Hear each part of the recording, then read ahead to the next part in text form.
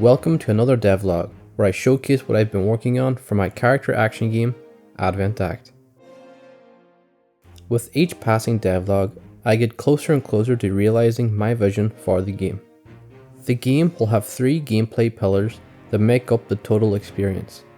I'll go over these in more detail in the future once we're closer to a playable demo, but I'll give a brief explanation for now. The first pillar is the closed area gameplay. This is where you'll control the main character in a smaller, more enclosed level where you really get to express his entire moveset. Think navigating through a castle where you're fighting enemy soldiers along the way, with the level finally ending with you fighting a boss king in his throne room. The next pillar is the open area gameplay. This is where you'll be able to control the main character just as you can in the closed area gameplay, but you'll now have the ability to call forth your dragon and control the beast, flying around a large open environment. Levels like these will contain a large number of enemies, encouraging you to utilize the dragon to its fullest as it does massive, wide area of effect damage. All the devlogs you've seen up until now have been on developing these 2 gameplay pillars. The third pillar is shoot 'em up. The inspiration for this is probably obvious. I really enjoy the shoot 'em up bullet hell levels in Nier Automata. They were a nice change of pace and never overstayed their welcome. I think this style of gameplay suits perfectly for my game, as it allows the player to control the dragon in a different way that is enjoyable but still relevant to what's occurring in the narrative.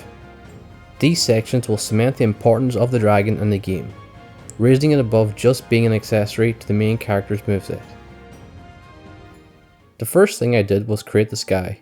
This was very simple, as it's just a plane. I used a variant of my water shader to scroll the texture.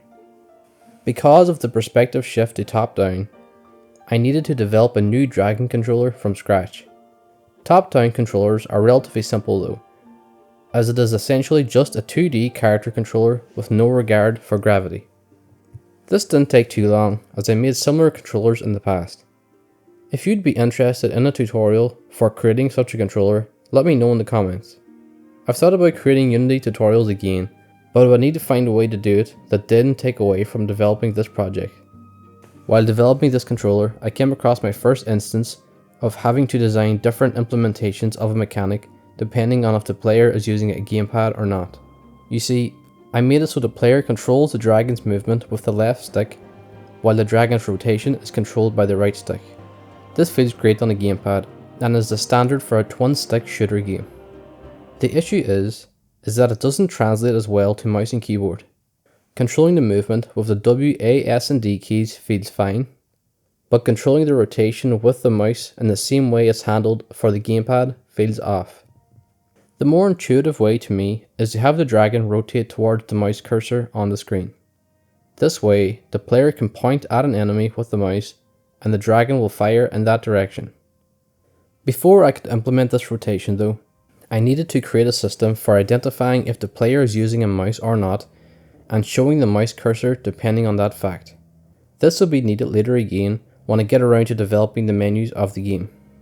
I had to do some research to figure out a solution for this. The Unity documentation for the input system was crucial in solving this.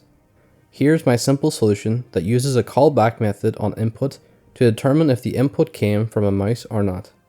I made a cursor handler script then to show the mouse cursor when this is gamepad active variable is false. I set the cursor image to be a custom one to keep in line with the game's art direction. I'll probably create a better image later, but for now, I reused the aiming reticle I created for the normal dragon controller. With that done, I moved on to adding the ability for my dragon to attack. I'm keeping it simple for now and make it so the dragon can spew an infinite number of fireballs by holding down the X button on an Xbox gamepad, or by holding down the right mouse button on a mouse. There's a short wait time before each fireball is spawned so that the attacks are produced evenly. Of course, I'm using my object pillar here as well for handling my fireball management to keep my game performance in check. The fireballs themselves are the same fireballs used in the normal dragon controller, but with a few tweaks. These fireballs do not explode on impact. I don't currently have an appropriate animation for this attack yet. The animation for the attack in the normal controller would be too slow in this context. I could speed the animation up, but I would need to speed it up so much that it wouldn't look right. This will do for now until I start creating custom models and animations for the game. Up until now, everything was going smoothly. That was until I added my render canvas to the game for my low res effect. The mouse rotation of the dragon stopped working properly. This is because my rotation method depended on casting a ray from the camera's view down towards the plane that made the sky. The point of contact would be used to determine the mouse's position in the game world. With my camera now rendering to a render texture, this method did not work. The new approach involved translating the mouse's position to a new vector 2 using the output of a method called screen point to local point in rectangle, and then dividing that vector 2 by the width and height of the render texture, which essentially acts as the projector screen for my game. With that fixed though, the basic dragon controller for our shoot 'em up level was complete. One last thing to mention is that I changed the camera from rendering in a perspective view to rendering in an orthographic view. I found that this view just felt better for this kind of level. To enhance this devlog, I reached out to the brilliant Audio Hog Studios again to create some sound effects for the scene. The first was the sound for the beating of the dragon's wings. I made it so the pitch changes slightly on each beat so the player doesn't get tired of hearing the same sound.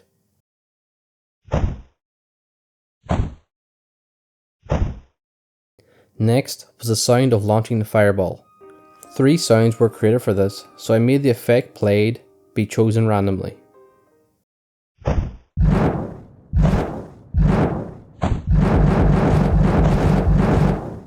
Before I end the devlog, I want to give a short tease at what's being developed in the background to all this.